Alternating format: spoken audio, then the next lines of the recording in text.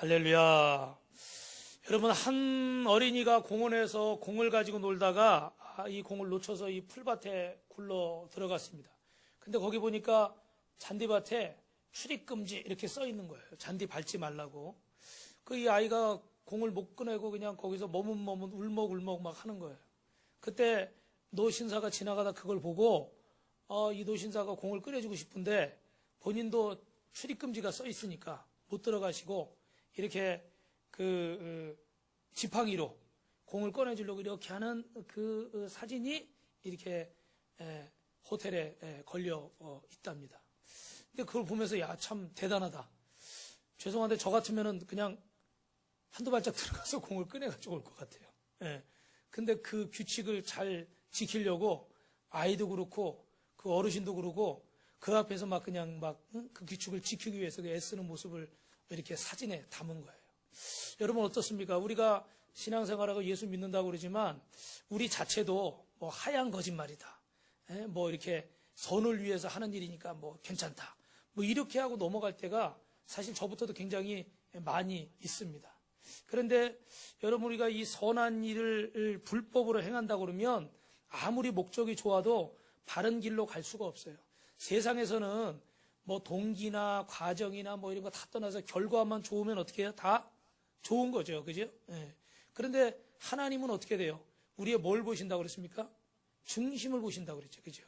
그래서 그 결과의 여부도 중요하지만 하나님이 더 중요하게 여기시는 것은 우리 마음의 동기란 말이에요. 그런데 동기나 이 행해지는 과정이 정말 하나님 앞에 온전히 서지 못하고 이렇게 아무런 방법으로 한다면 이것은 하나님이 기뻐하시는 일이 될 수가 없습니다. 여러분 우리가 사람은 배우고 가르치기 때문에 사람이라고 그럽니다. 그래서 브라우닝이라는 사람은 무지는 유죄다 그랬어요. 모르는 건 죄라는 거예요. 또 존슨이라는 사람은 더 한 발짝 더 나가서 무지가 고의적일 때는 무지 그 자체도 죄라 그랬습니다. 우리가 여러분 뭐 어떤 교통사고 났는데 음주를 했다 그러면 어떻게 돼요? 저 사람 술 마셔서 그러니까 선처해달라. 또 이번에 여러분 그 서울의 어떤 PC방에서 21살 청년을 어떤 사람이 정말 끔찍하게 30번이나 찔러서 죽였어요. 1,000원 안 거실러 준다고 시비가 붙어가지고. 그런데 거기다 이 뭐라고 붙어 있냐면 우울증을 심하게 앓았습니다. 이렇게 붙어 있어요. 물론 여러분 우울증이나 술이 취하거나 이래서 또 어떨 때 순간 딴 생각하다가 사람이 실수할 수 있죠.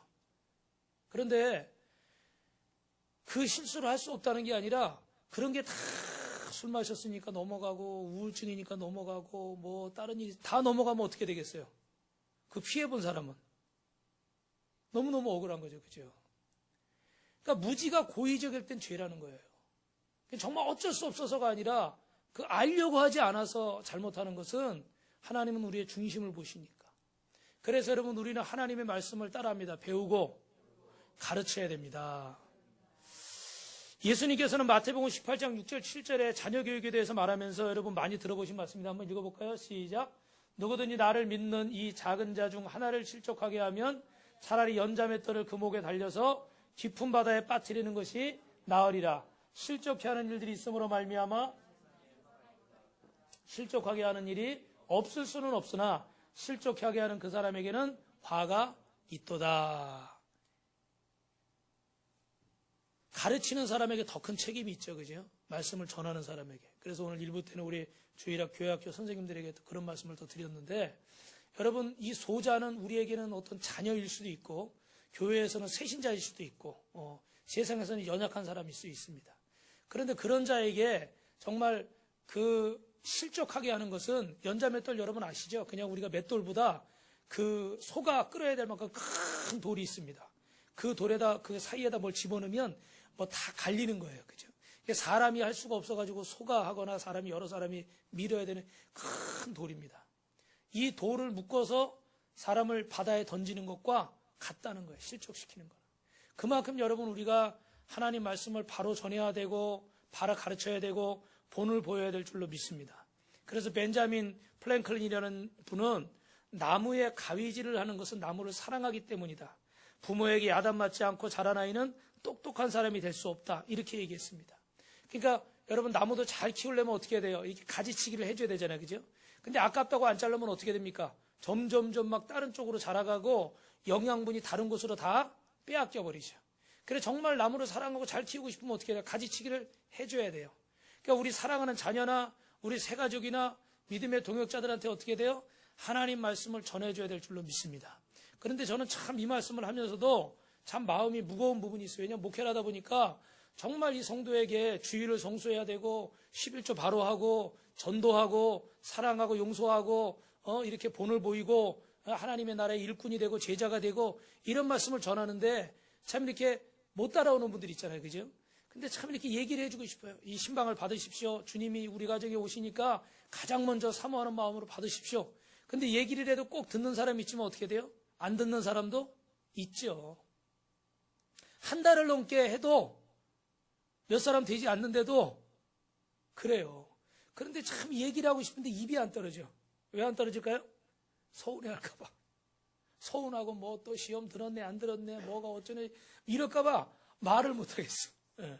그러니까 제가 그전에는요 이 담임 목회 사역 안 할 때는 이렇게 부교육자 생활하거나 기도원에서 설교할 때는 목사님들이 뭐 교인들 보고서 11조 설교를 잘 못한다고 그래요. 그리고 그때는 제가 하나님 말씀인데 왜 못 전해요? 목사님들 문제가 있다고. 그 사람 두려워가지고 안전하면 되겠냐고. 그게 축복받는 길인데 막 그 큰 소리 쳤거든요. 근데 제가 딱 담임 목회자가 돼서 이렇게 좀 해보니까 어때요? 저도 잘 못하겠더라고요. 왜냐하면 뻔히 보여. 어떤 분이 제가 재정 장부는 잘 안 보고 맡겨두지만 이게 대충 이제 알잖아요. 그러니까 그런 11조 설교할 때 고개 푹 숙이는 분 11조 잘 못하는 분이에요. 뭐 주일 성수하는 거 설교할 때 고개 또 숙이고 이렇게 딴청하시는 분 주일 잘 못 지키시는 분이야. 근데 예배 시간에 제대로 와라 그러고 싶은데 그날따라 또 늦게 온 사람이 있잖아요. 그러면 또 그런 설교하면 그 사람이 어떻게 돼요? 나들으라고 그러는구나. 그리고 또 서운해. 그러니까 이번 주 다음 주에 해야지 다음 주에 해야지 하다 보면 못해요. 그러다 한번 딱 해놓고 그 사람이 안 보이면 야 내가 이거 그래가지고 시험 들어서 서운해서 안 오는구나. 그러니까 가슴이요 요만만해져. 원래 제가 그렇게 속이 우리 사모님이 계셔서 또 거짓말은 못하겠고 넓은 사람은 아니지만 그렇게 좁은 사람도 아닌데 점점점 이렇게 왜 가리는 게 많아지는 거예요. 참 여러분 말씀을 이렇게 올바로 전한다는 게 쉽지 않아요. 또 어떨 때는 알면서도 기다려야 되고 알면서도 모른 척 해야 되고 또 그리고 넘어갈 때가 있어요. 여러분도 아마 어떤 이야기를 해야 될 때 이런 고민들을 다 하실 줄로 압니다. 오늘 여러분이 목장의 리더로서 또 교회학교 선생님으로서 또 하나님 맡기신 사명을 감당하면서 오늘 여러분 말씀을 통해서 하나님의 음성을 들으시길 주님의 이름으로 축원합니다. 히브리서 12장 8절에는 징계는 다 받는 것이거늘 너희에게 없으면 뭐라고 되어 있습니까? 사생자요 친아들이 아니니라. 진짜 일꾼이고 하나님의 사람은요 책망도 듣게 돼 있어요. 그리고 들어도 그걸 나에게 어떻게 돼요? 주시는 말씀. 미안한 얘기지만 우리 예진 선생님, 필립 선생님 같은 경우는 하도 제가 잔소리를 많이 하니까 너무 많이 혼나고 칭찬받을 때보다 혼날 때가 더 많죠. 실제로 우리 예진 선생님 어릴 때 유치원 조그만 때 우리 사모님이 너 그렇게 말한다 할 거면 집 나가! 혼냈나 봐요. 그렇게. 그랬더니 방에 가더니 뭘 하더래요. 자기 조그만 가방에 뭐 생필품을 간단한 거 있잖아요. 그런 걸 하나씩 넣더래요. 그리고 나갔네요. 멀리도 안 가고 거기 빌라 앞에 거기 놀이터 있는 데 가가지고 이러고 앉지. 문 앞에 있든지. 그럼 이제 엄마가 또 들어와. 그럼 이제 그때 들어온대요. 예. 근데 그렇게 혼을 내도 어떻게 내 자식은 도망을 안 가요. 물론 그러다 진짜 도망가는 사람도 있을 수도 있어요. 근데 하나님의 정말 여러분 믿음의 자녀는 하나님 앞에 여러분 축복의 말씀도 또는 서운한 말씀도 들을 수 있습니다. 그것이 참 자녀인 줄로 믿습니다. 아직도 내가 원하는 이야기만 듣고 그런 얘기를 해주는 목사님, 그런 얘기를 해주는 교회, 그런 얘기를 해주는 부모님, 선생님만 찾아다닌다면 아직 성숙하지 못한 거예요. 그래서 여러분 오늘 세상의 교육 방법은 어떤가? 우리 공장로님 같은 경우 교육학의 전문가신데 40여 년 동안 교직에 계셨는데 제가 그보다는 많이 알지 못하지만 나름대로 세상의 교육 이론을 몇 가지로 정리한 것들이 있더라고요. 간단하게 말씀드리면 한번 따라합니다, 여러분. 생물학적 교육. 이거는 다른 얘기로 하면 좀 길들이기식이에요. 그러니까 좀 어떤 생산을 잘할 수 있는 어떤 분야의 전문가를 만들기 위해서 막 하는데 그게 어떤 창조라기보다는 다른 사람의 기술을 습득해서 그걸 똑같이 하는 거죠. 그러니까 어떻게 보면 인간교육이라기보다는 편리한 어떤 작업을 하는 그런 기구를 만드는 것과 같습니다. 그래서 이 긴 얘기를 할 수 있지만 간단하게 얘기를 하면 옛날에는 아이들한테 질문하면 너 나중에 어떤 사람이 될래? 그러면 뭐 착한 사람이요, 대통령이요, 엄마요, 아빠요. 애들이 순수하니까 그런 대답 하잖아요. 근데 요즘은 물어보면 이런 대답을 많이 한다고 그럽니다. 필요한 사람이 될래요. 듣기는 딱 좋잖아요. 그죠? 근데 결국 필요한 사람이 된다는 건 사회에서 인정받는 사람, 돈 많이 버는 사람이 되겠다는 거예요. 그러니까 가만히 생각해보면 이게 굉장히 심각한 얘기죠. 내가 어떤 장소에서 내 밥값을 할 수 있는 사람이 되겠다. 사람을 생산 도구로 어떤 기술만 습득하는 사람으로 전락시키는 거예요. 그래서 여러분 인문학 교육을 우리가 많이 해야 되는데 지금은 계속 대학들이 직업교육에 초점을 맞추고 있죠. 왜? 그래야 나라에서 지원금을 대주니까. 이런 얘기하자 그러면 굉장히 길고요. 두 번째는 철학적인 교육이 있어요. 철학적인 교육은 사람을 생각하는 존재로 만든다. 이 지식 수준을 높여주려고 하는 거예요. 근데 한마디로 지식 수준은 높아졌는데 뭐가 또 낮아졌습니까, 여러분? 인간성이 낮아졌죠. 아는 건 많아요. 근데 인격이 어떻게 돼요? 준비가 안 된 사람이 많습니다. 그래서 세 번째로는 인격적인 교육을 합니다. 전인교육이라고 해서 자녀들에게 얘기할 때도 아주 논리적으로 설득하고 어떤 지능과 잠재력을 개발할 수 있도록 그런 높이는 그런 좋은 교육입니다. 그런데 이 교육도 한계는 있어요. 왜냐하면 10이면 10사람에게 물어보면 대부분의 사람들은 그래서 우리가 대통령이 바뀌고 교육부 장관이 바뀔 때마다 교육이 낮았느냐라고 물어보면 다 뭐라고 합니까? 대부분은 낮은 게 없거나 그저 그렇죠 라고 대답하지 사실은 좋아졌습니다 라고 말하는 사람은 많이 없습니다. 차라리 학교 교육은요 정말 더 엉망이 돼서 공교육은 수업 시간에 수업 안 듣고 잠자고요. 그리고 대부분의 학생들은 어떻게 돼요? 방과 후에 학원 가서 배워서 선행학습 해버리고 공부할 애들은 선행학습 해버리고 나머지 아이들은 어떻게 돼요? 도태돼서 그냥 어떻게 돼요? 취직자리 알아보고 이런 교육으로 양분이 돼버렸어요. 지금 뭐 양반, 평림, 상놈 이런 사회가 아니지만 실제로는 어떻게 돼요? 신분 계급이 교육에 따라서 나눠지고 있는 게 이게 현실입니다. 그래서 어떤 사람을 그냥 공장에서 뭐만 만드는 그냥 기계처럼 만들어버리고 어떤 사람들은 위에서 그 사람들을 지배하는 그런 계층이 되려고 하는 그런 수준으로 지금 세상이 사실은 흘러가고 있어요. 그래서 여러분 그럼 이런 교육에 우리가 다 교육에 손들었다, 뭐 방법이 없다, 이대로는 안 된다 이런 얘기들을 많이 해서 별의별 방법들을 다 써보지만 사실 정답이라고 말할 수 있는 것이 없습니다. 그런데 우리는 믿음의 사람이니까 가장 중요한 교육이 있다 그러면 어떤 교육일까요? 따라합니다. 하나님의 말씀을 전하는 것입니다. 그래서 여러분 신학적인 교육, 신학적인 교육은 사실은 여러분 답답합니다. 왜냐하면 성경에 보면 가라, 가지 마라, 먹어라, 먹지 마라, 행하라, 떠나라, 사랑하라, 살인하지 말라, 간음하지 말라, 도둑질하지 말라. 사실은 어떻게 십계명 같은 율법 같은 것들이 대부분 다 어떻게 해요? 명령조죠. 설명은 보통 없고 그냥 명령조인 거예요. 근데 대신에 중요한 건 뭐예요? 믿고 순종하면 복이고 의심하고 불순종하면 뭐다? 심판이다. 사실은 이렇게 이분법적으로 나눠져 버려요. 흑과 백으로 나누는 것이 이분법적인 게 좋은 게 아닌데도 불구하고 우리가 어쩔 수 없이 이렇게 나눠주는 부분들이 있어요. 근데 분명한 건 여러분 하나님 말씀으로 가르칠 때 누가 책임지십니까? 하나님이 책임질 줄 믿습니다. 우리 옆에 분하고 인사합시다. 하나님이 책임지십니다. 하나님의 말씀이 책임집니다.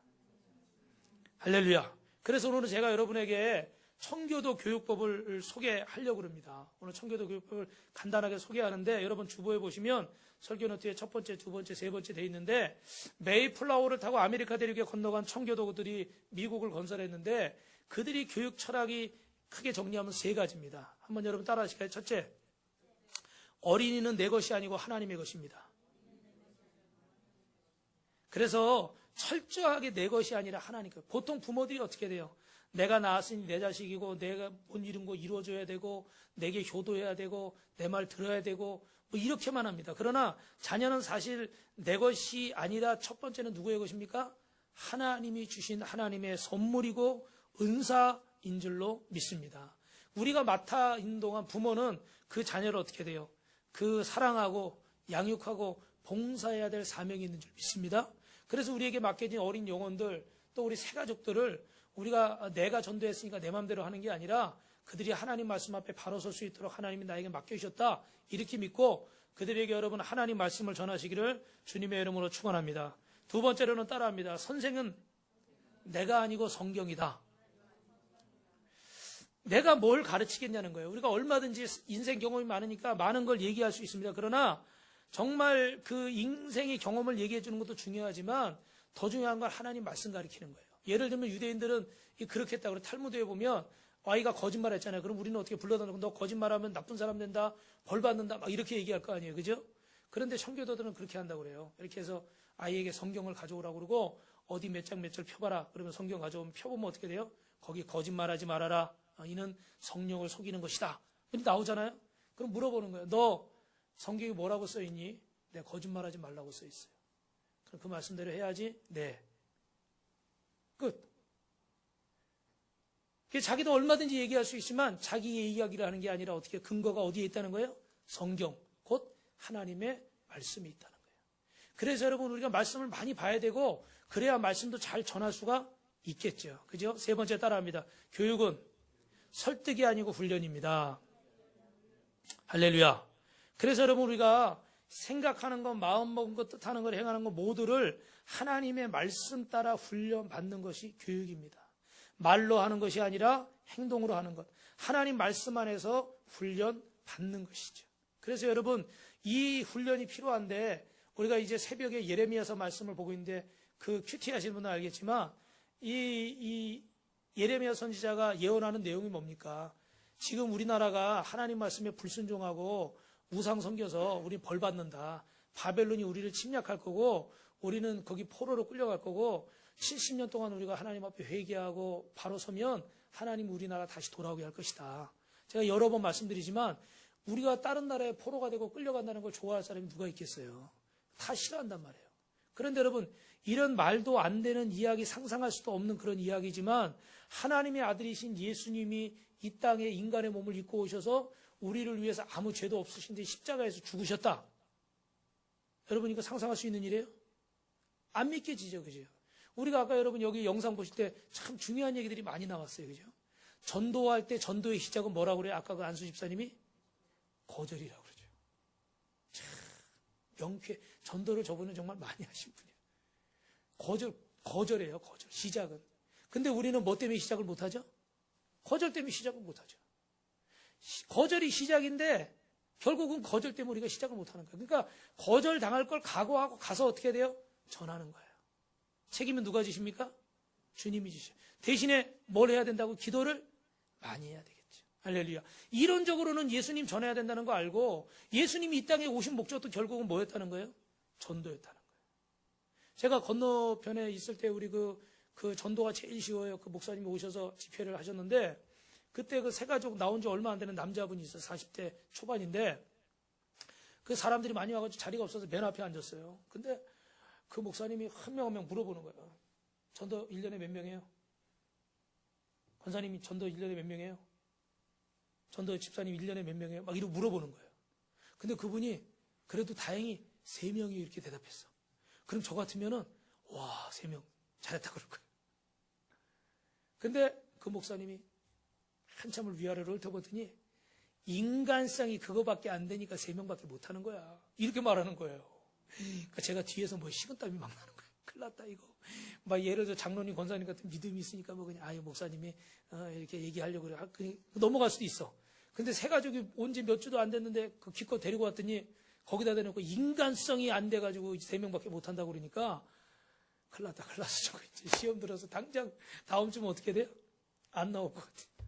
근데 다행히 결론은 안 나왔을까요? 나왔을까요? 나왔어. 다행히 하나님 은혜로. 근데 그분이 좀 세게 한 것도 이제 나중에 이제 설명을 해주신 게 중에 뭐냐면 성경에 뭐 11조 얘기도 있고 안식일 얘기도 있고 다 있지만 제일 많이 나온 게 뭐냐. 예수님이 제일 많이 오셔서 하신 얘기가 뭐냐는 거예요. 뭐예요, 여러분? 뭐예요? 전도에 관한 얘기잖아요. 그죠? 복음 전하라는 거. 믿으시면 아멘 하시기 바랍니다. 복음 전하라는 얘기를 제일 많이 하셨다는 거예요. 근데 실제로 우리는 어떻게 돼요? 복음을 전하지 않고 있다는 거예요. 여러분 예수님이 이 땅에 오신 목적도 복음을 전하기 위해서 십자가에서 죽으신 줄로 믿습니다. 할렐루야. 근데 이것이 여러분 상상할 수 없는 일이지만 때로 우리가 생각하는 것과 우리의 뜻과 다른 일들이 생길 수 있어요. 원치 않는 직장에 들어갈 수도 있고 원치 않는 사람을 만날 수도 있고 원치 않는 사역을 하게 될 수도 있습니다. 그러나 예수님은 우리에게 뭐라고 말씀하십니까? 한번 따라합니다. 나의 멍에를 베고 나에게 배우라. 할렐루야. 그래서 여러분 주님이 맡겨주신 그걸 지고 주님께 배우는 거예요. 그런 훈련입니다. 그런데 우리는 자꾸 이 짐이 무겁다고 어떻게 하려고 그래요? 벗어버리려고 그러죠. 좀 더 쉽게 인생을 살려고 그러고, 좀 더 쉽게 신앙생활 하려고 그러고, 좀 더 쉽게 가정을 꾸려가려고 그러고, 좀 더 쉽게 결혼생활 하려고 그러고, 좀 더 쉽게 공부하려고 그러고, 좀 더 쉽게 무언가를 이루려고 해요. 그러다 보니까 여러분, 제대로 될까요? 제대로 안 될까요? 제대로 안 되죠. 반대로 갈 수밖에 없는 거예요. 자꾸 쉬운 거, 편한 것만 찾으니까. 저부터도 사실은 편하게 목회하고 싶죠. 그죠? 근데 자꾸 쉬운 것만 찾으면 주님과는 어떻게 점점 멀어져 버리는 거예요. 여러분, 신앙생활은 훈련인 줄 믿습니다. 그 훈련을 계속하면 나중에 어떻게 돼요? 아까 우리 정현호 목사님 이번 주에 제가 좀 악기가 부족해서 정 목사님한테 좀 뭐 좀 하라고 그랬더니, 그러면 이제 하모니카, 기타 치면서 하모니카 하겠다는 거예요. 그래서 이제 연습을 해야 되니까 이거 하모니카도 사야 되고, 근데 이거를 사야 되는데 오늘 와서 아까 하는데 잠깐 보니까 어떻게 돼요? 그래도 잘 하더라고. 지금 몇 년 만에 하는 건데 잘 하더라고. 그거 왜 그렇게 할까요? 그동안에 뭐 했으니까? 뭘 했으니까? 연습해 놓은 게 있는 거예요. 훈련한 게 있는 거예요. 그러니까 몇 년 만에 잡았는데도 조금 하니까 어떻게 해야 돼요? 그 훈련했던 게 나오는 거예요. 만약에 정 목사님 훈련을 제대로 안 했으면은 지금 하려고 해도 어떻게 돼요? 안 나오죠. 그래서 운동선수들도 올림픽이나 큰 경기 나가서 메달 따는 선수들은 보면 어떻게 돼요? 훈련을 많이 한 선수. 왜? 극도로 긴장하는 상황인데 그냥 훈련한 대로 몸에 밴 대로 나오는 거야. 근데 어중간하게 훈련해놓으면 긴장해버리면 그게 나올까요? 안 나와요. 그래서 또 훈련하고 또 훈련하는 거예요. 그리고 우리도 신앙생활을 정말 하나님 앞에 바로 하려고 그러면 이 말씀으로 훈련해야 될 줄 믿습니다. 할렐루야. 그래서 새벽을 깨우는 훈련을 하는 거고, 어떨 때는 기도하다 졸기도 하고, 어떨 때는 뭐 설교 듣다 졸기도 하고, 막 교회 가기 싫을 때도 있고, 아플 때도 있고, 막 그 전도하다가 막 거절당할 때도 있지만 계속 훈련을 하는 거예요. 그럴 때 어떻게 돼요? 하나님께서 기도의 문을 열어주시고, 예배 가운데 복을 주시고, 아멘 크게 해야 멈출 거예요. 예배 가운데 복을 주시고, 손은 또 어디다 갖다 뒀는지, 예배 가운데 복을 주시고, 전도할 때 역사를 허락하실 줄 믿습니다. 할렐루야. 안 되는 사람은 두 사람이 있네. 민준이하고 김필립 선생님하고. 여러분, 훈련, 말씀으로 훈련받는 것이 하나님 앞에 복인 줄로 믿습니다. 그러면 마지막으로 예수님의 교육 방법은 어땠을까? 한번 따라합니다. 행하시고 본을 보이셨습니다. 그래서 예수님께서 40일 동안 금식하셨을 때 마태복음 4장 2절에 보니까 40일을 밤낮으로 금식하고 후에 줄이신지라 그랬어요. 40일 금식했으니까 배가 당연히 고팠겠죠. 근데 그러고 나서 하신 말씀이 4절에 뭐라고 되어 있어요? 시작. 예수께서 대답하여 이르시되 기록되었으되 사람이 떡으로만 살 것이 아니고 하나님의 입으로 나오는 모든 말씀으로 살 것이나 하였느니라. 여러분, 이게 기독교 교육입니다. 굶었으니까 남의 거 갖다 먹어도 되고 도둑질해도 되고 40일을 굶어서 너무 힘드니까 무슨 짓을 해도 되고 성경은 그렇게 얘기하잖아요. 예수님은 40일을 줄이셨지만 말씀이 먼저였고 진리가 먼저였습니다. 저는 이 말씀 준비하면서 언제나 그렇지만 참 찔리더라고요. 나는 목회자로서 어떤가? 나는 이것을 좀 여러분 어려운 얘기지만 좀 이렇게 합리화시키고 내 입장에서 해석할 때가 많지 않았던가? 신앙의 연초가 쌓이면 쌓일수록 더 그렇게 했던 적들이 많이 있습니다. 지금도 그렇고. 오늘 여러분, 예수님은 어떤 상황에서도 하나님이 말씀이 먼저였어요. 여러분, 어떤 곳에서도 하나님 말씀이 먼저가 되시기를 주님의 이름으로 축원합니다. 할렐루야. 그래서 오늘 여러분이 본문의 말씀을 정리하고 이제 말씀을 마치면 18절에 보니까 뭐라고 되어 있어요? 읽어봅시다. 시작.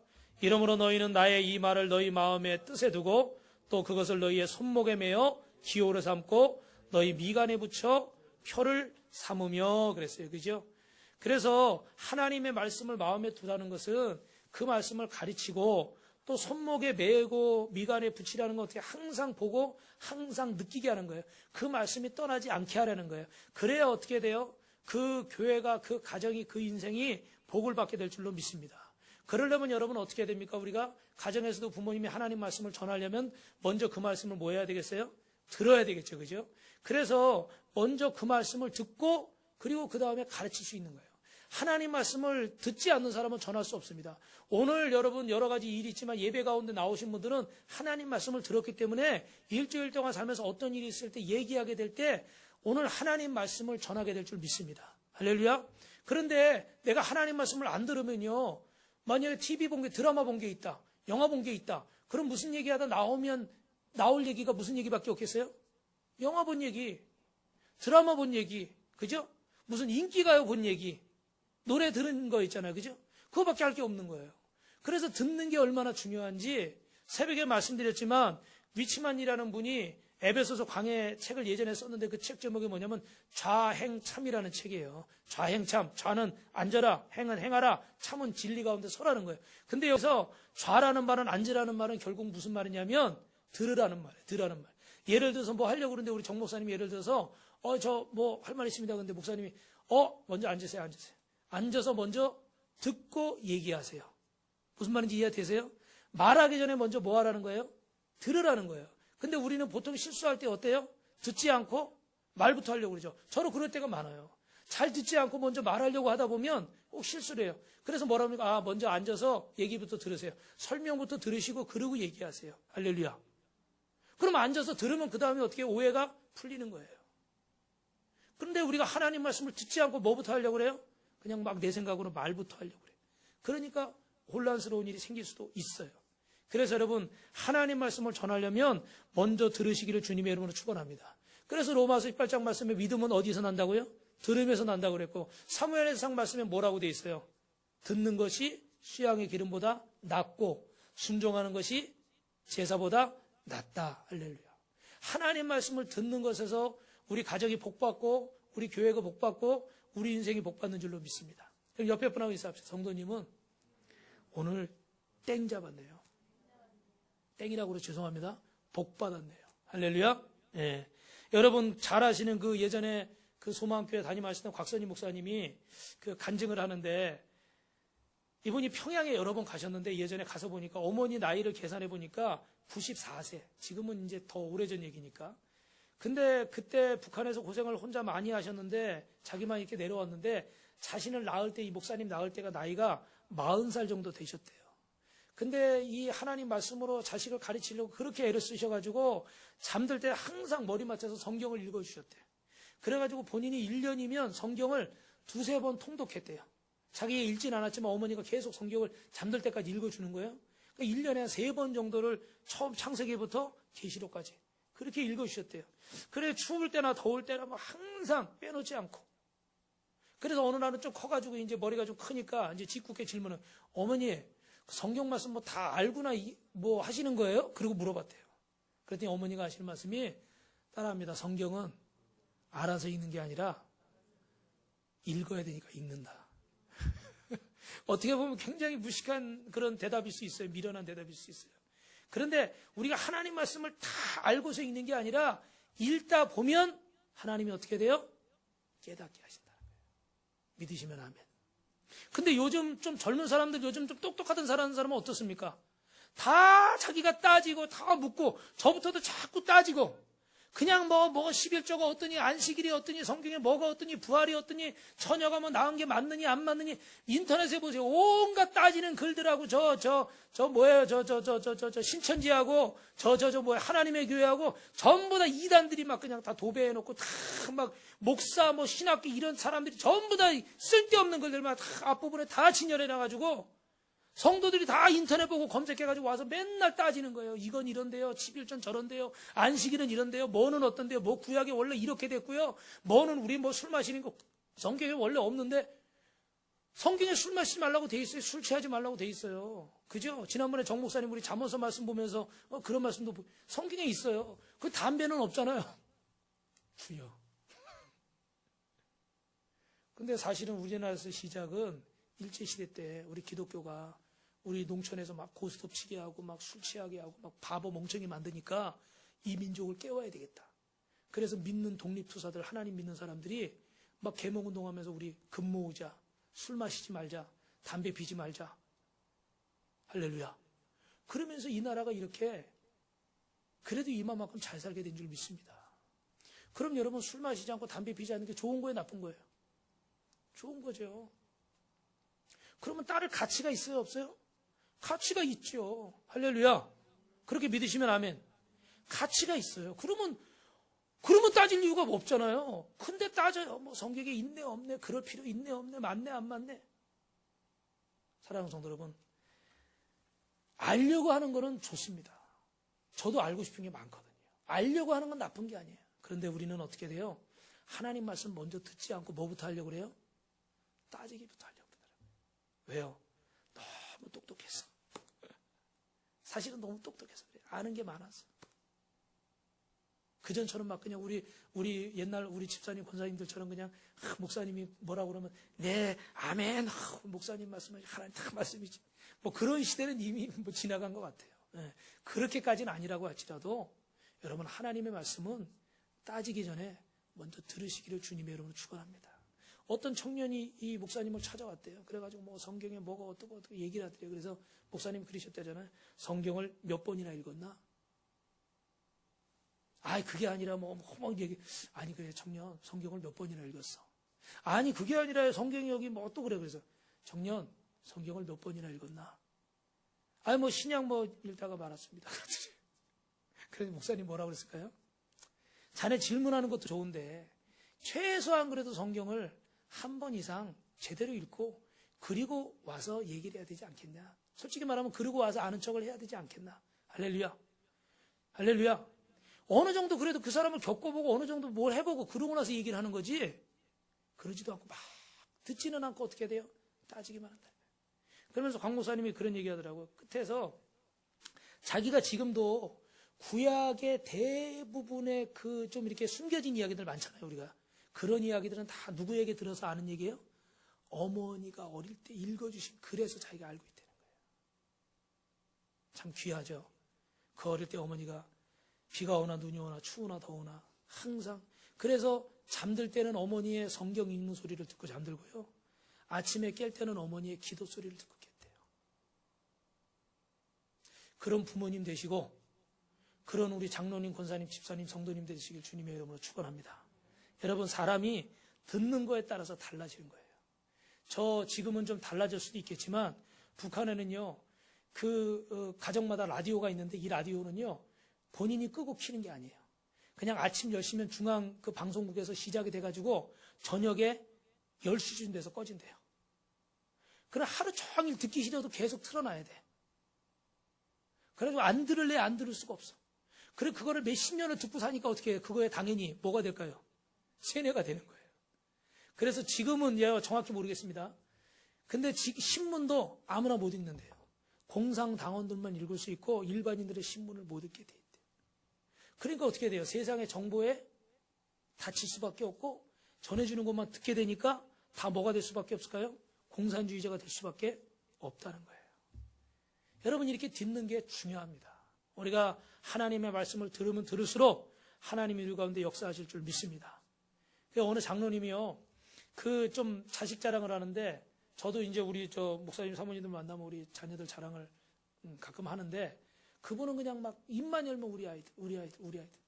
근데 그럴 것이, 그 중에 또 이 자녀들이 다 이렇게 다 인류대학 나오고, 그 중에 장로님도 2분 계시고, 목사님도 계시고, 대학교 교수도 있고 그러니까, 뭐 자랑할 만해요. 그래 막 자랑을 하는 거예요. 근데 더 대단한 건, 그 어머니 권사님은 초등학교도 제대로 못 나오신 분이에요. 그래서 그 어머니에게 여쭙는 거예요. 그 권사님한테 어떻게 그렇게 자녀 교육을 시켰습니까? 어떻게 이렇게 훌륭하게 키웠습니까? 어머니가 뭐 저는 한 게 없어요. 한 게 없어요. 그냥 한 게 있다 그러면 애들 공부할 때 열심히 공부해 주는 게 너무 고마워가지고 옆에 앉아서 뭐 했을까요? 성경 읽었겠죠. 그리고 그러다가 졸리면 뭐 했어요? 뜨개질. 떴다 풀렀다 떴다 풀렀다. 딴 거 한 게 없대요. 그냥 새벽 12시고 1시고 간에 그 졸리고 피곤한데도 공부하는 자식들한테 너무 고맙고 너무 감사해서 옆에 앉아서 성경 읽고 그러다 눈 아프면 뜨개질하고 이거밖에 없대요. 근데 여러분 이 어머니가 초등학교에 안 나왔지만 하나님 말씀을 읽고 그 옆에 여러분 이렇게 함께 해줄 때 이 자녀들이 믿음의 자녀로 성장한 줄 믿습니다. 말씀을 맺겠습니다. 오늘 여러분 본문의 19절 말씀 읽어볼까요? 19절이요. 시작. 또 그것을 너희의 자녀에게 가르치며 집에 앉아있을 때든지 길을 갈 때든지 누워있을 때든지 일어날 때든지 이 말씀을 강론하고 할렐루야. 그리고 여호수아서 1장 7절 8절 같이 읽어보겠습니다. 시작. 오직 너는 마음을 강해하고 크게 담대하여 나의 종 모세가 내게 명령한 그 율법을 다 지켜 행하고 우로나 좌로나 치우치지 말라. 그리하면 어디로 가든지 형통하리라.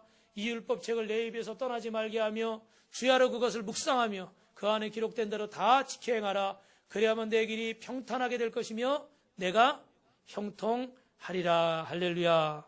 여러분, 하나님의 말씀을 이렇게 잘 들으면요, 앉았을 때든지 길을 갈 때든지 누웠을 때든지 그 말씀을 전하고 들으면 여러분 그 길이 평탄하고 그 앞날이 형통하게 될 줄 믿습니다.